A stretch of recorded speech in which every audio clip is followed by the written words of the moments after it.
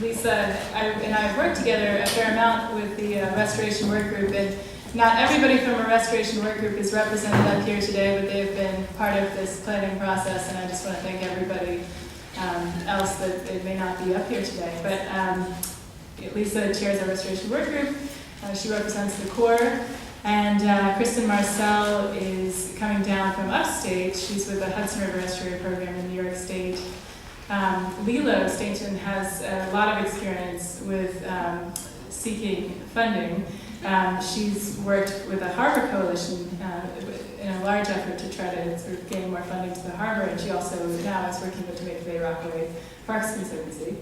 And Hannah Abuelas is from National Park Service and has done a lot of work with piping plovers, I believe, and also on the West Coast, and has come here more recently. Jim Lodge, some of you may know, works with the Hudson River Foundation, which is our new home for the Harbor and Estuary Program. Pete is over at the Harbor School, and he's basically launched the oyster restoration project at the Harbor School, which is a billion oyster project. And Nicolette at the end is, she leads the environmental programs at the Hudson River Park Trust. And so this panel is really about you all, so we're looking forward to hearing from you today. And so I just asked if maybe Matt, the slides could come up for, to much of our chagrin, I tried to get everybody to come up with their top 3 points, so apologies to everyone if we try to summarize your thoughts in a few points, but we're going to open up to questions so you can engage a little more. So I'd just like to ask the lead of the group number 1 to go ahead and kind of give your 5-minute take, and actually, if somebody could grab the, I realize I have to have the slide advancement. So a little more planning is involved when you break legs. I'm letting Kristen go first, since you guys heard from me a lot today, so go ahead, Kristen. Thank you. I'm Kristen Marcela from Cornell University and with the DEC Hudson River Estuary Program. We covered a lot of ground in our breakout group. Some of the challenges that we identified were, one of the ones that we talked about quite a bit was how to evaluate resiliency. How do you know that the resiliency level that you have chosen, or how would you even begin to determine the resiliency level that would be appropriate for a specific site? And I think some of that comes from engaging the community and helping them to understand the real limitations of perhaps a resiliency project, as well as the benefits that might come from that project. But do you design for a 100-year storm? Do you design for a 500-year storm? You heard Philip raising some of those questions earlier in today's program. Another concept is kind of where a lot of work is coming out of the academic side is in developing valuation of ecosystem services, and we talked about the possibility of maybe some kind of a framework that's looking across the harbor and creating a consistent currency. It would be obviously very challenging to do, but to help us to evaluate these projects in terms of their ecological benefits that they might have. You can look at ecological benefits at a more site-specific scale in terms of water quality, dissolved oxygen at a specific site, but then how is the overall fish population changing as more and more of these projects are going in, and how do we capture that? Determining appropriate scales for pilot projects was something that we talked about. Are you able to make a project large enough so that you're able to see the effects that you might have on erosion control or changes in sediment movement? And do you have an adjacent area that you're able to compare those effects to, so that you can be more confident in how your proposed project or your project on the ground is affecting the shoreline? We talked about having different goals for different pots of money, which is, there's some money out there for restoration, there's some money out there for resiliency, there's perhaps pots that are dealing with both, but making sure that your goals and objectives are aiming at the right pot of money. And then trade-offs between resiliency and restoration goals. You might be able to achieve a certain amount of habitat value at a site, or a certain amount of resiliency value at a site, or you might have to make a decision somehow weighing one more important than the other. And so there's a lot of work to be done, I think, in that arena. So those are some of the things that we talked about. Okay. I'm just going to add a couple of few major points, and I think, I was trying to think too, is what can the restoration work group do, you know, as an action item? And one of the, I guess the last discussion that we really had was about monitoring the success of projects. So we're advancing these restoration projects, but really, are we successful? What are the things that influence their success? And lessons learned, and being able to really capture that long-term picture as to where projects should go.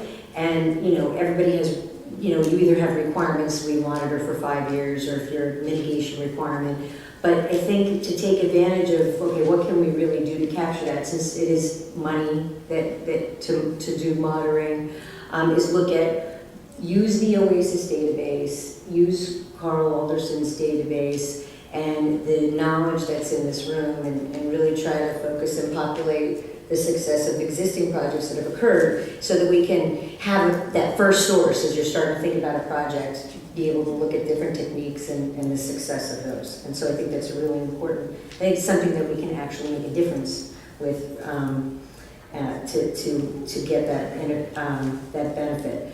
It was brought up about removing the impediments. This was a little bit of a lot of a regulatory issue. Impediments for restoration and for placement of dredge material and fill in different areas. And it was, you know, really looking at it from a standpoint of looking at the benefits of that project and having, you know, whether it's a resiliency or habitat restoration treated differently. And I think that's probably an overarching theme about how can we change the regulatory framework when it's a beneficial project, like for restoration and resiliency, other than the regulations that are there now, which are for development. It's kind of that recurring theme. So, and then incorporating, you know, an integrated environmental benefit analysis that incorporates the social benefits and the ecological benefits. And really, core speak is we need everybody to go and, you know, lobby and change Congress, put in multi-purpose authority so that we can actually, you can at least access core funding in that way. So I guess that's about it for the first group. Okay.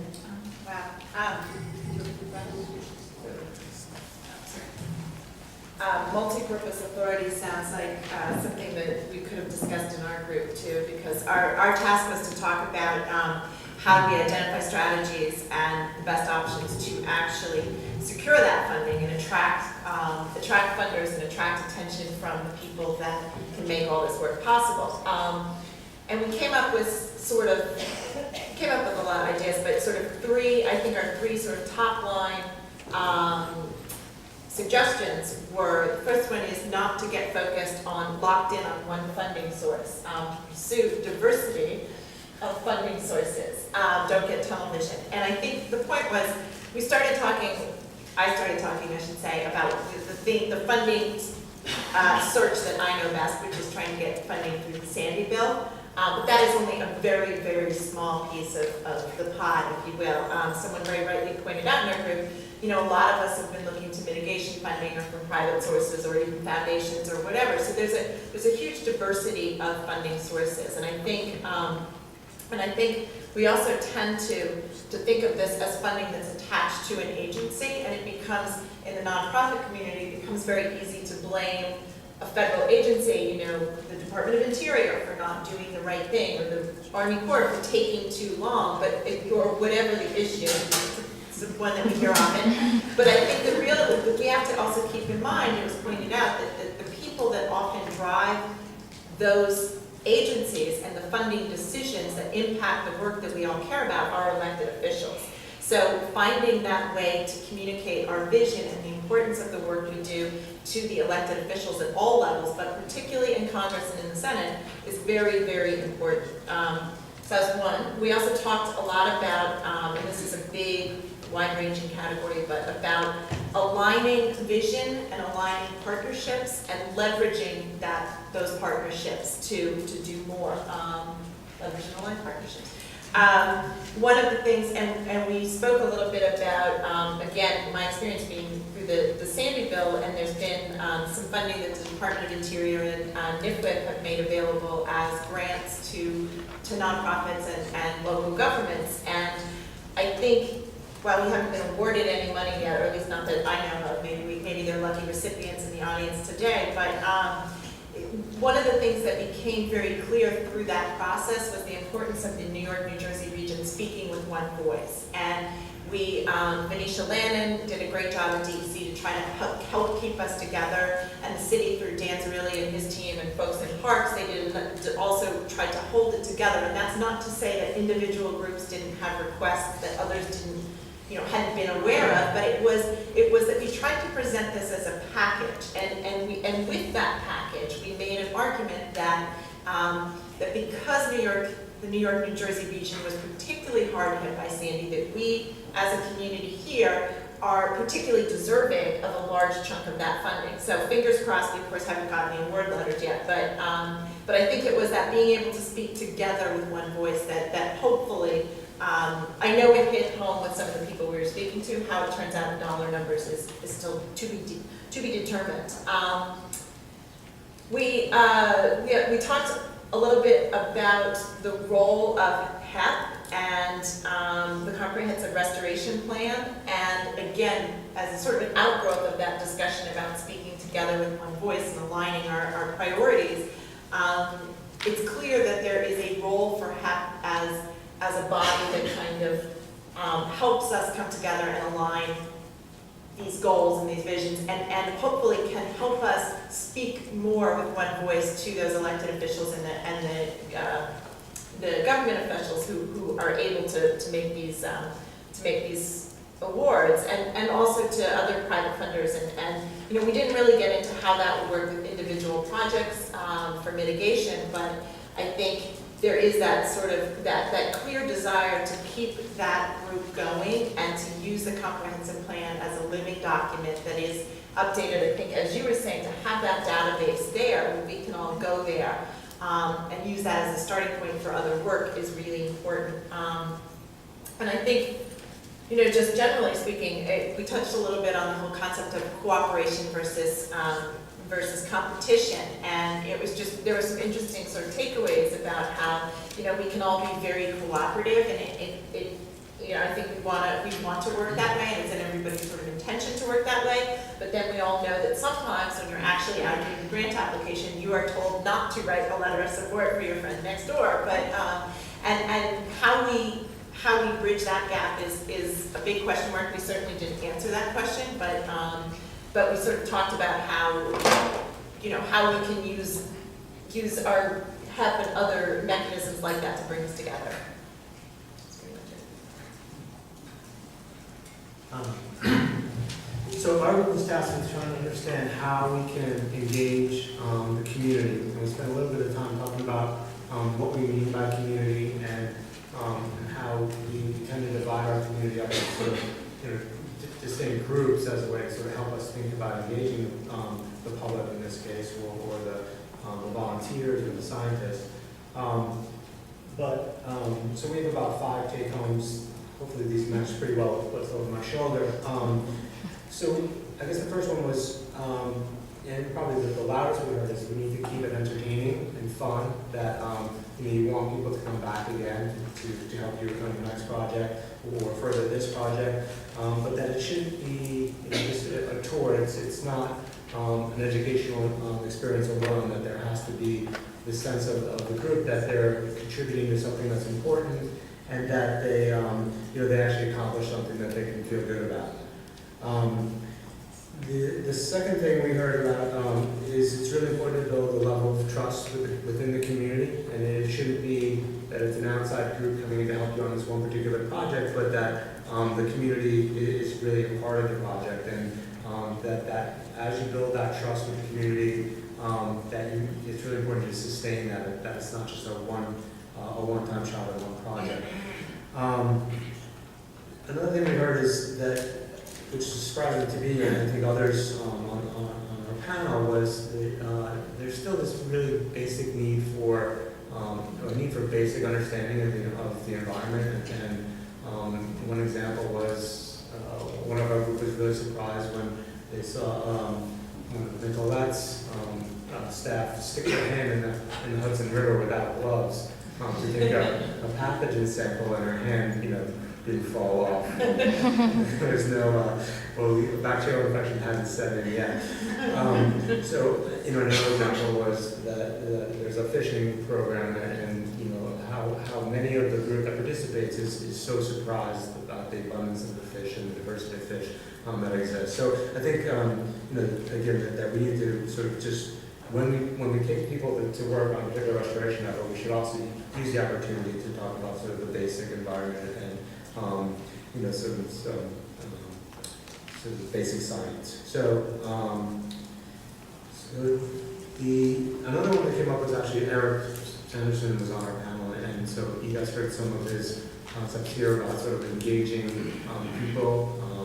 I think I use the term crowdsourcing, so his point, I guess, was that we need to do a better job engaging people earlier in the process and throughout the process, and finding ways, potentially through tools like his, to keep people engaged in the project, so at the end of it they have a sense of ownership within the project, and that this project, that shouldn't be just a one-time, you came to a meeting, provided input, and that's the end. That there's an iterative process where the community, through that iterative process, you build a sense of ownership. So another point was made that it matters where you're doing it. The place is important in understanding the community that you're working in. The example that came up was in iguanas, and the gentleman was surprised at sort of the level of sophistication by some of the volunteers, and the ability to sort of engage with various levels of that community, and specifically target people with different skill sets. For instance, like a landscape architecture or a college-educated sort of science type person.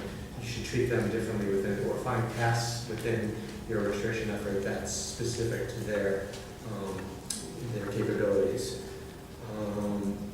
And then the final one I'll say is and then both Pete and Nicola can tell me what I missed, is we have a need to engage the younger community that is, as cool as we think we are, we're apparently not very cool. And we don't have the right tools. We don't talk the right language to engage in the community, and we need to think about doing a better job of using social media and potentially exploring, apps and things to engage community in a different way and get them involved in projects that we find interesting. They find ways to make sure that they also think it's interesting. The final one, I'll say one more thing. I was going to leave this out, but I'll throw it in there if I'm up here. Is we heard it's really important to feed them, and beer actually is their favorite food. And did I miss any of this? Well, just for us at our school, it's more finding existing systems that are already there in like the New York City Department of Education where we can install our project. I think it's kind of the same for the general public, like who is generally walking down Hudson River Park, or which school groups are already going to the park. And then, the consistency was brought up a few times in our group, and it's a real challenge with the restoration work because so much is dependent on funding, or so much is dependent on, it's hard to develop the consistency with the restoration work. So like sometimes it's part of this big plan, it's going to keep going, and the next year it's something totally different. So it's hard to maintain volunteers. Well, a couple of things that were already kind of pointed out by Jim, but I'll just flesh them out a little bit more. Speaking to the idea of just the need for really basic education about our waterways, it was discussed the idea of having tabling events or opportunities for community groups or various groups doing work involving their local waters, and have them kind of interact with the public. So I guess the science fair concept or the community fair concept was something that was circulated as a way to really bring this kind of level of literacy and awareness that it really seems to be needed. And then the other point, just to highlight, Jim had mentioned that we need to be hipper and we need to appeal to the younger audience. And it seems to be true, although there was a bigger point made, which I thought was interesting, so I'll just highlight that. And it was really just that as environmentalists, we need to just not only market to environmentalists. So not just the younger audience, but make what we are doing and what we're trying to teach about appealing to the artist community or the other young professionals out there. So one way, and that kind of is how we try to capture it. And the last point there was the need to engage different marketing strategies to target different audiences. So maybe be conscious of our logos and our branding of our events and really make them, put a little effort into those things that maybe we wouldn't normally think about so that we do appeal to those different types of audiences that we're looking to gain support from. So I'm going to ask a couple of leading questions and then open it up to the audience. We've got about 10 minutes left, so I think we can get a few questions in there. So I think the first question I have is actually for sort of community engagement panel and also the group of funding, and then I have another question for Lisa and Kristen. And the first one is, I think when we were planning this conference and planning the breakout group session, we had a good talk with Jim and Pete and Nicolette, and it was brought up that one of the biggest lacking things in our region is that we've got so much excitement. You saw up here earlier today, we had multiple different agencies under the same umbrella, which is the Waters We Share, speaking about the same goals, which is no small feat, and thanks to a lot of people in this room. And so there's sort of a groundwork laid there and a lot of excitement, and I think Sandy has had an awful impact on us, but also created a lot of interest in coming together again on things.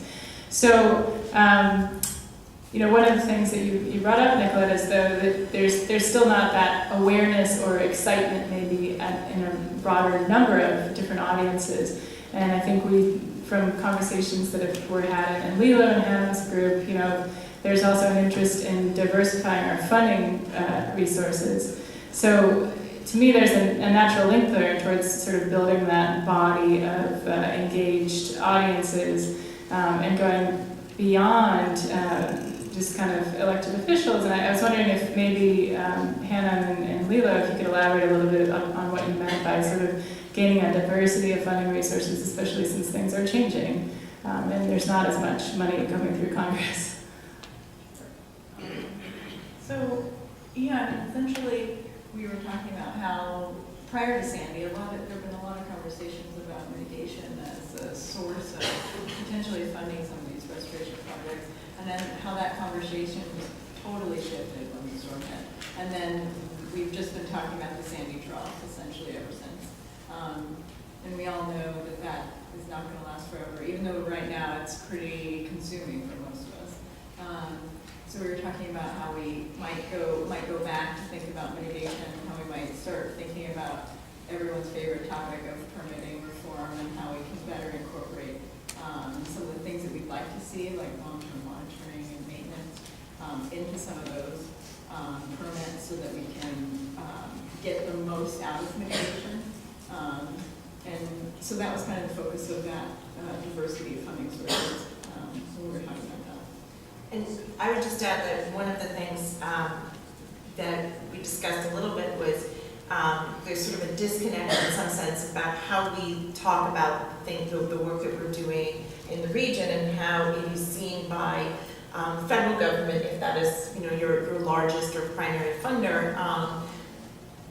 For those in the agencies, that they things are funded now that we're in the post-earmark world, which may not last forever. But it's all about programs. It's not about projects. So part of it is how do you think of your project as part of a larger program, and where does it come in on the radar of an agency that is funding a very broad mandate that is across multiple jurisdictions, across multiple states, possibly across different multi-agency project. So part of it is a shift in our own thinking, I think, in the region, and not necessarily looking at each project as an individual thing, but sort of looking at these large buckets that the funders use, the federal government uses, and seeing how we can fit our projects into that bucket. Not to say we should change the project, but it's about aligning that source with our mission, basically.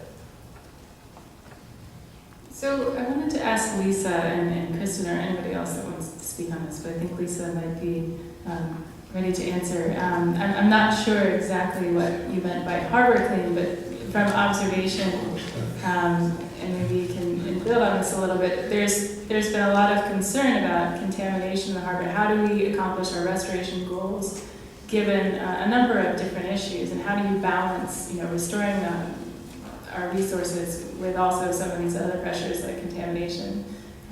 Yeah, and we did talk a lot about that in our group, and we talk about it in a lot of our programs and projects as things that are trying to advance.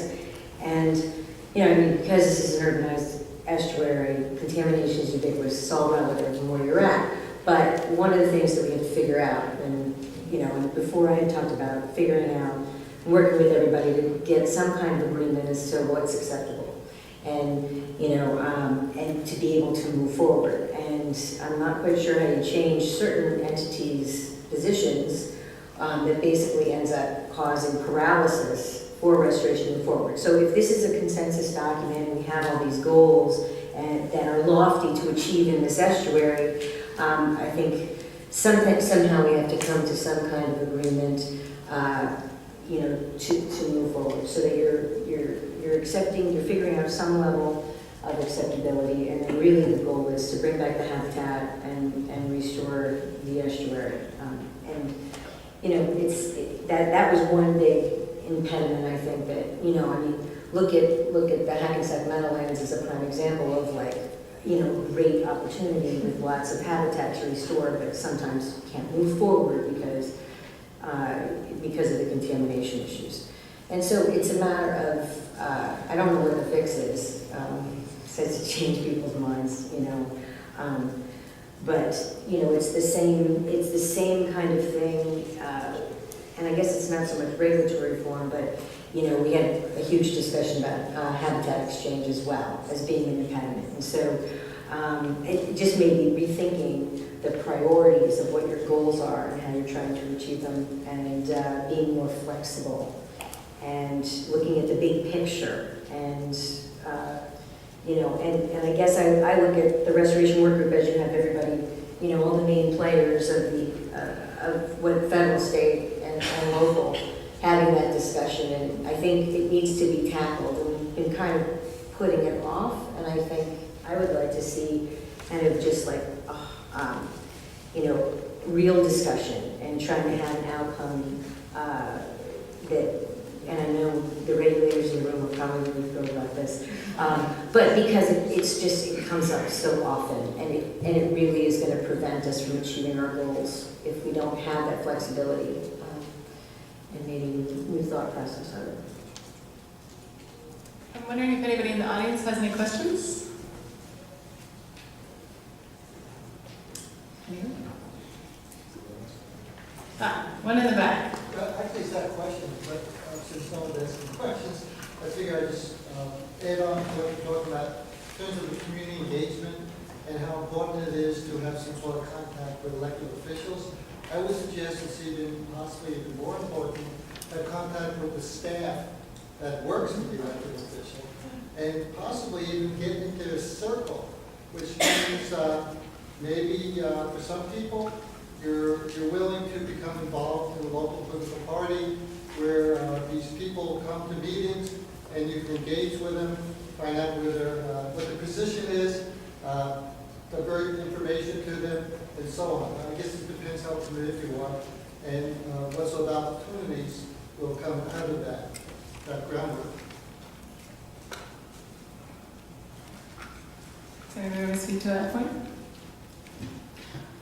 I'll just mention something from a strictly New York City perspective. So I very much agree with that point and with connecting to elected officials or just keeping local community group, local electeds or community board groups aware of what you're doing. And it's the idea of just making sure that whatever you're doing is getting noticed and getting attention, and then also you're spreading the word. And a great way to do that, as you just said, is to go to those community board meetings. That's something we do regularly. And then those community leaders that tell their community members about that. So community boards and other local levels of government and other areas. It's just a great way to spread the word. Yeah. Go ahead. I was just gonna say, there's some communities that I think, we can look at as examples that have done that extremely well. When I was with the Harbor Coalition, we worked fairly closely with Senator Schumer's office, and I'm just thinking, it always amazed me how, they had heard from certain folks in Broad Channel very, very regularly, and they have to sort of pipeline to Broad Channel, and it's like, they're hearing from real people in the community about what's going on, and it was always interesting to me, because you can walk into these meetings with elected officials with this unbelievable packet of convincing information, but one call from an actual constituent is so powerful. So it's that way of connecting to the community and making it, and making the community a driver in the process, so that, the folks on the ground take ownership of that, and then they're doing the reaching out, and it's always remarkable to me how powerful it is, and that word will get through. You can place 1,000 calls to some of these offices and they'll never return your call, but you're absolutely right. Someone who's built into that community, who has that connection, has the cell phone number of the chief of staff, and lo and behold, he's got him on the phone, and getting questions answered, so. I think we're going to have to take some of these conversations. I think there's a lot of conversations we can have, but I got to give the next panel to Roland and the final panel. And thank you, everybody, for doing an incredible job.